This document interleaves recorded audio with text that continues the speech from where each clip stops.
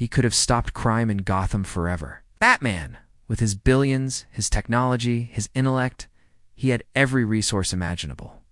And yet decades later, the same criminals roam the same streets.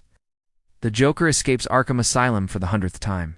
Riddler plants another bomb. Penguin opens another criminal enterprise. You'd think at some point, Bruce Wayne would just fund better prison infrastructure. But here's the thing. Batman doesn't actually want crime to end. Not really. And before you dismiss that as cynical, consider what crime gave him. It gave him purpose. The night his parents were murdered, Bruce Wayne died too. What emerged from that alley wasn't a grieving son. It was an obsession wrapped in trauma, searching desperately for meaning. Fighting crime became his therapy, his religion, his entire identity. Without criminals, who is Bruce Wayne? Just another billionaire with too much money and too many unresolved issues? This is why Batman needs the Joker specifically. It's not just any villain, the Joker. Think about their dynamic. Batman represents order, control, discipline. Every punch thrown, every gadget deployed, every investigation conducted follows a strict moral code. He doesn't kill, believes in rehabilitation. He thinks Gotham can be saved. The Joker represents the opposite: chaos, randomness, the terrifying possibility that nothing matters at all. Batman is obsessed with him. He's fought countless villains over the years. Bane broke his back. Ra's al Ghul threatened global extinction. Scarecrow weaponized fear itself. Yet none of them occupy Batman's mind like the Joker does. Why? Because the Joker challenges Batman's fundamental worldview. Every time Batman captures the Joker and sends him to Arkham, he's proving a point to himself. He's proving that order can triumph over chaos, that his methods work, that his no-kill rule is justified. The Joker's continued existence validates Batman's entire philosophy. If Batman killed the Joker, he'd win. But he'd also lose everything that makes him Batman. This is the paradox at the heart of their relationship. The Joker understands this perfectly. He's said it himself in various iterations. "You complete me." It sounds like a joke, but it's devastatingly accurate. They need each other in ways neither can fully articulate. Consider the alternative.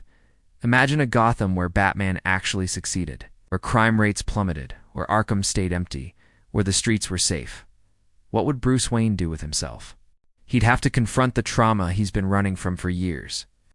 He'd have to build actual relationships, maybe settle down, maybe find happiness. He'd have to stop being Batman. And that terrifies him more than any supervillain ever could. This is why the revolving door at Arkham Asylum exists. This is why Batman consistently refuses to take permanent measures against his rogues gallery. On some level, conscious or not, he needs them to escape. He needs them to give him something to fight. The same pattern appears in other heroes, by the way. Spider-Man could use his genius-level intellect to revolutionize technology and solve global problems. Instead, he swings around New York fighting the same villains his mentor fought decades ago. Superman could end world hunger, dismantle every authoritarian regime, and create a utopia. Instead, he waits for Lex Luthor to build another robot. The pattern is consistent. Heroes create ecosystems where their existence remains necessary. But Batman and Joker represent the purest form of this dynamic. The Joker doesn't want money. He doesn't want power. He doesn't even want to win in any traditional sense. He wants to prove a philosophical point that civilization is a thin veneer, that anyone can become a monster given the right circumstances. That Batman's moral code is arbitrary nonsense. Every time Batman refuses to kill him, the Joker gets closer to proving that point. Think about it. The Joker has murdered thousands. He's tortured, maimed, and traumatized countless innocents. He's escaped custody so many times it's become a running joke, and Batman still won't end him permanently. At what point does the refusal to kill become complicity? At what point does Batman's moral code stop being noble and start being selfish? These are uncomfortable questions. Questions the comics rarely answer directly, because answering them would break the formula. The superhero genre fundamentally requires ongoing conflict. Stories need villains. Publishers need content. Readers need drama. If Batman actually solved Gotham's problems, there'd be no more Batman stories to tell. So the Joker escapes again, and again, and again. Batman catches him. Sends him to Arkham. Feels validated. The Joker escapes.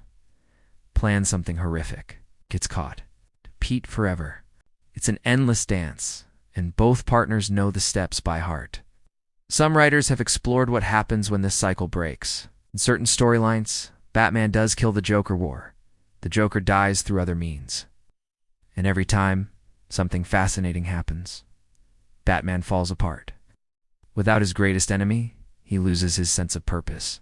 He becomes more brutal, more unhinged, more willing to cross lines he previously considered sacred.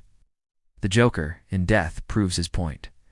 Batman needed the chaos to define himself against. The hero without a villain isn't a hero at all. He's just a man in a costume, punching the void. This extends beyond fiction, of course. We all define ourselves by what we oppose. Political movements need enemies. Religions need heretics. Nations need rivals. Move the opposition, and identity becomes fuzzy, unclear, uncomfortable.